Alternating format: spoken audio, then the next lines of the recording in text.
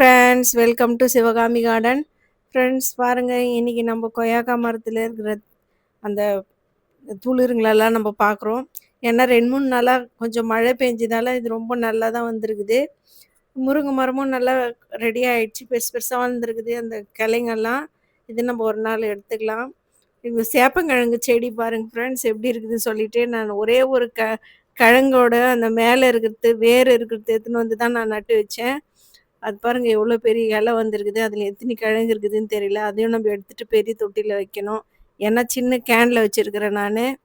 இப்போ இந்த ரோஸு கட்டிங்கெல்லாம் நம்ம எடுத்து வச்சது வந்து கொஞ்சம் மேலே வாடின மாதிரி ஆயிருக்குது. அதுவும் நம்ம கட் பண்ணிவிட்டு அதுக்கு எதனா ஆலோவேரா எதனா நம்ம சொறி வைக்கணும். ஏன்னா பகலில் வந்து வெயில் கொஞ்சம் நிறைய இருக்குது.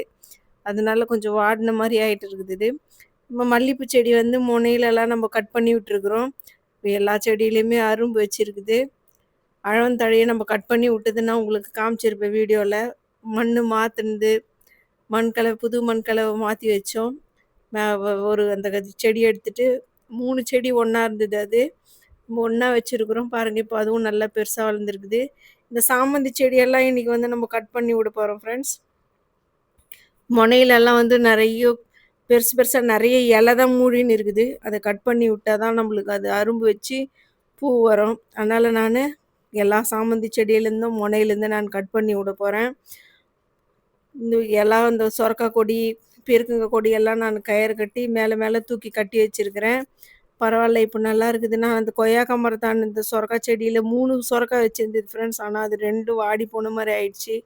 மஞ்சள் கலர் ஆயிடுச்சு. அது ஒரே ஒரு சொரக்கா மட்டும் தான் நல்லா இருக்குது. இந்த மரத்தை பாருங்கள் ஃப்ரெண்ட்ஸ், இது வந்து நான் அத்திப்பழம்னு சொல்லிட்டு ஃப்ளிப்கார்ட்டில் ஆர்டர் பண்ணி வாங்கினேன். இது வந்து என்ன மரம்னே தெரியல. அது நான் புரியாமல் வச்சுன்னு இருக்கிறேன், எடுத்து போடாமல்.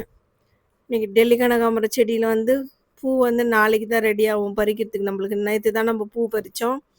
2 நாளைக்கு ஒரு முறை நம்ம இப்போ பூ கனகாமரம் ரெடி ஆகிடுது பறிக்கிறதுக்கு. இன்றைக்கி பாதி பூத்து இருக்குது, நாளைக்கு வந்து மொத்தமே ஃபுல்லாக பூத்துரும்.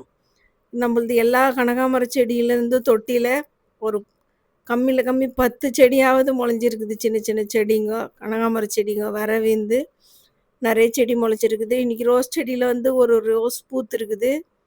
இதுவும் நம்ம கட் பண்ணி விட்டுருக்குறோம். அதில் புதுசாக துளிர் வந்து தான் இப்போ பூவே வச்சுருக்குது. நம்ம இந்த சம்பங்கி செடி வந்து மாற்றி வச்சோம். ஃபஸ்ட்டு சின்ன தொட்டியில் இருந்தது, அதை எடுத்துகிட்டு நம்ம மண்கலவையெல்லாம் வேற வச்சு பெரிய தொட்டியில் நம்ம வச்சுருக்குறோம். சம்பங்கி செடியில் இப்போது ஒரு கலையில் வந்து பூ பூக்கிறதுக்கு ரெடியாக இருக்குது. ஏற்கனவே ஒரு தொட்டியில் நம்மளுக்கு பூ பூத்துன்னு இருக்குது தினமாக. இன்றைக்கும் நான் 5 சம்பங்கி பூக்கலின்னு வந்தேன். இப்போது இன்னொரு தொட்டியிலேருந்து பூக்கிறதுக்கு ரெடியாக இருக்குது. பார்க்கலாம். இந்த செம்பருத்தி செடியில் வந்து இன்றைக்கி 8 பூ பூத்துருக்குது. நேற்று வந்து பூக்களை ஒன்றுமே.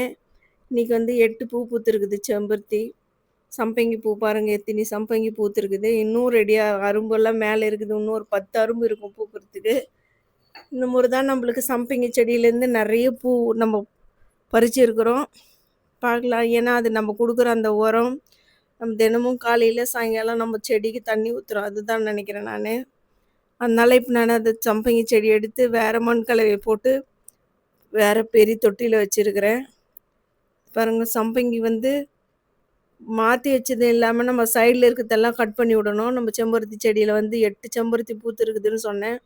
இதில் வந்து 6 செம்பருத்தி நல்லா பூத்துருக்குது. இன்னும் 2 செம்பருத்தி வந்து சரியாக பூக்காமல் அப்படியே சின்னதாகவே இருக்குது, சுருங்கி போன மாதிரி.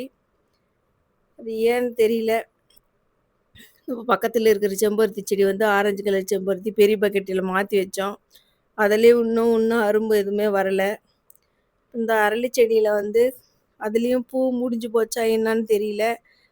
இன்றைக்கி நம்ம கார்டனில் இவ்வளோ தான் ஃப்ரெண்ட்ஸ். இந்த வீடியோ உங்களுக்கு பிடிச்சிருந்தா நீங்கள் லைக் பண்ணுங்கள், ஷேர் பண்ணுங்கள், கமெண்ட் பண்ணுங்கள், சப்ஸ்கிரைப் பண்ணுங்கள் ஃப்ரெண்ட்ஸ். இது மாதிரி வீடியோ நீங்கள் தினமும் பார்க்கணுன்னா கண்டிப்பாக சப்ஸ்கிரைப் பண்ணுங்கள்.